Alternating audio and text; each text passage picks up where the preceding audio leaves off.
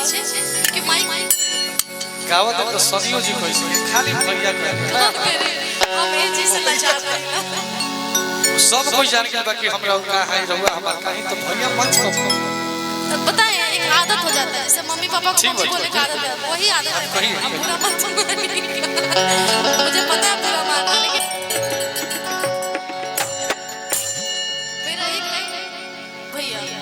मेरा एक लाइन जो गाना मैं जो कल्पना जी का गाना हमेशा उसको गाती हूँ और वो काफी वायरल है मेरा और मैं आप सबके लिए गा रही हूँ क्योंकि गायकी के मामले में तो सबका सेम है ना भैया बिल्कुल आप कितने मतलब क्या शौक में एकदम पड़े हुए कुछ बात है कि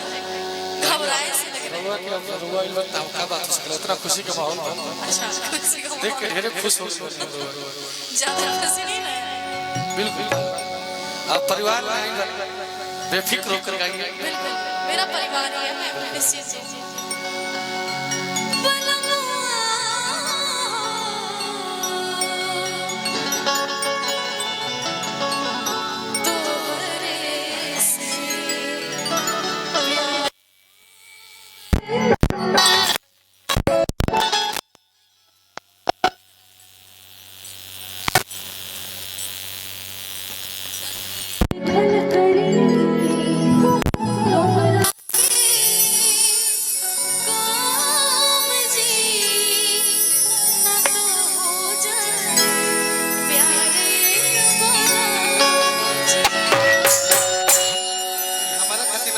कहबो कोई नहीं है कि रुआ बड़ा हमरा के देखत नहीं फिर बलम जी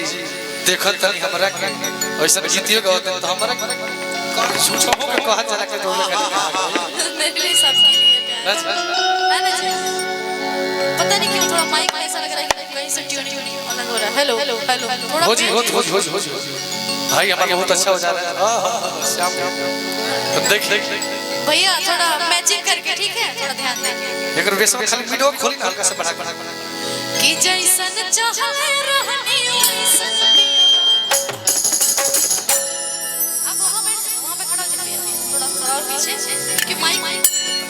गावत तो सदियों जी कोई खाली भैया के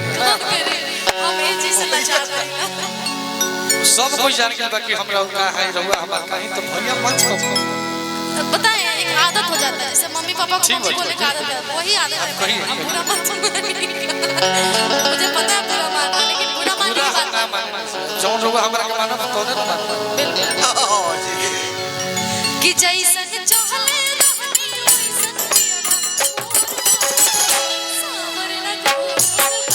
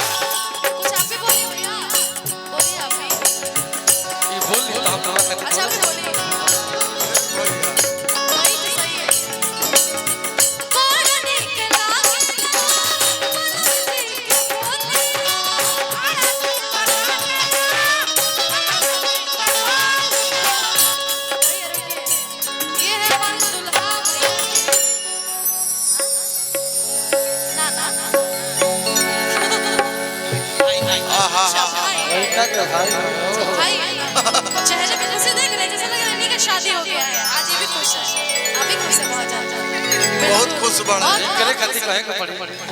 रे कि भौजी हमसे कि हंस बोले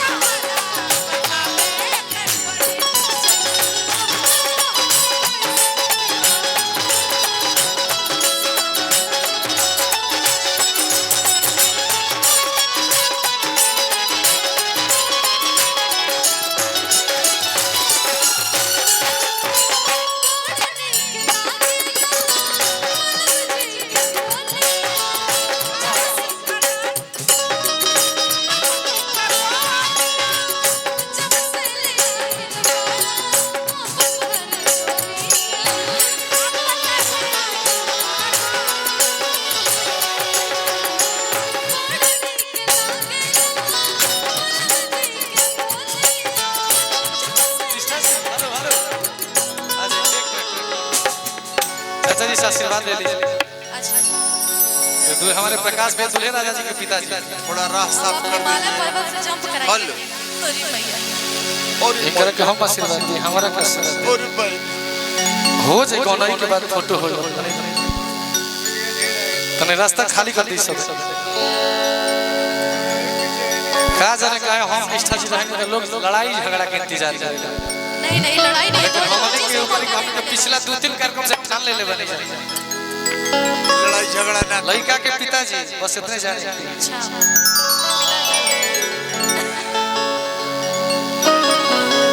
मृत्युंजय चाचा मृत्युंजय चाचा जी की तरफ से ढेर सारा पुरस्कार। Thank you so much.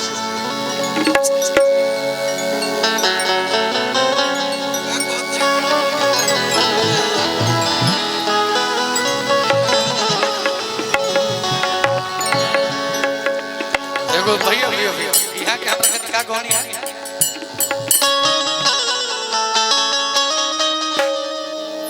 जैसन सोचले रहनी वैसन पियावा मोर बन सही बना सावरे बनी ना गोर बनी हमर बुझाइबे ना करला कोना कलर के हम बानी ठीक है बाले लेकिन हमारा रहुआ खाती कहे होई तो चीज कहत कि आदि ना भैया 30 साल लगाई यहाँ के लगल लगा हम कहें कि हमारा औकात के पता काहे चल रहल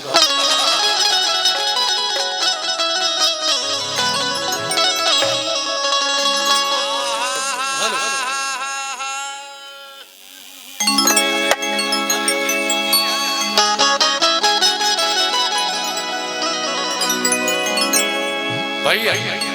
यहाँ के गौनी यहाँ के जैसन सोचले रहनी वैसन पियवा मोर बड़ा सावर ना गोर बड़ा तो हमरो कहे के पड़ी जब ये पियवा हमरा कह देनी मंच पे तो हमरो कहे के पड़ी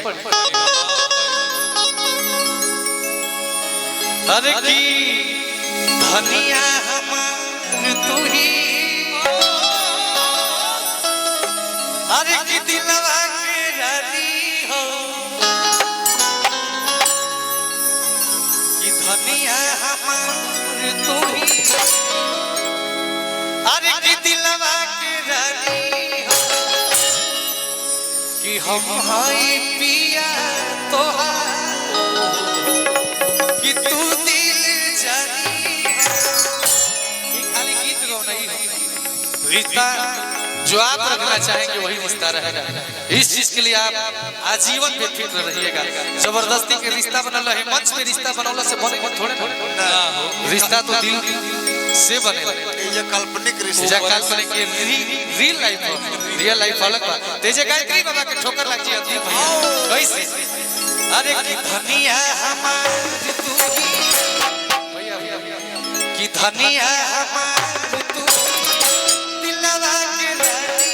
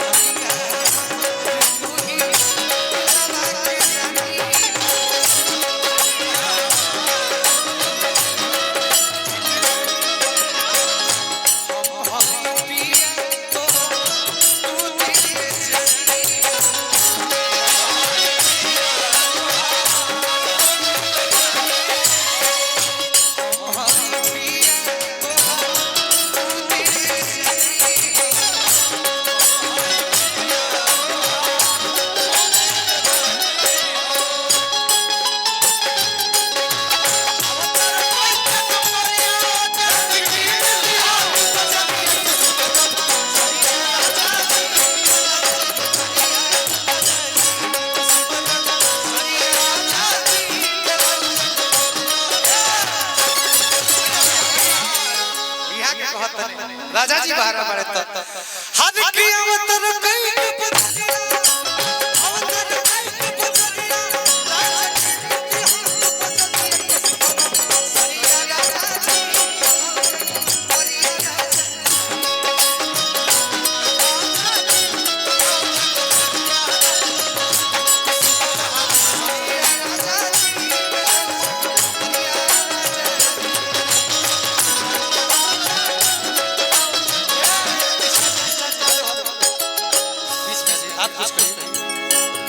आप कुछ कहिए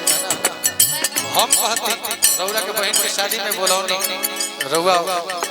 हो सकेला व्यस्तता रहे सब कलाकार के व्यस्तता रहे केहू आई केहू ना अपन तो मन में कोनो बात नहीं के लेकिन ओही दिन खाती वो शिकायत रहता करा खातिर बुरा नहीं भैया भैया अरे की कहलू हमसे मिले आई अरे की कही के नहीं आइलू एको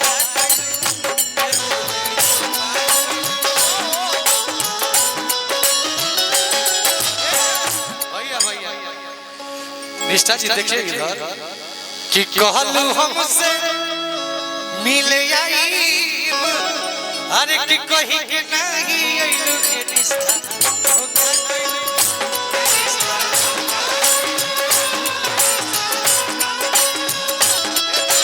कि भरल भूरल मिलवा भरल भूरल मिलवा मन में धोखा कइलू के निष्ठा धोखा कइलू के निष्ठा धोखा कइलू के निष्ठा धोखा कइलू भैया एक साथ लगाए एक साथ उस दिन नहीं आने का एक ही कारण था मेरी मम्मी का तबीयत खराब बिल्कुल बोला शिकायत करके को मजाक के तौर पर हुआ मुझे भी थोड़ा बुरा लगा कि मैं नहीं आ पाई उसके लिए क्षमा चाहते भैया माफ कर दीजिएगा अरे कोई बात नहीं व्यस्तता को हम समझ रहे हैं माँ के बाद ही कोई है माँ नहीं रहेगी तो फिर कैसे नहीं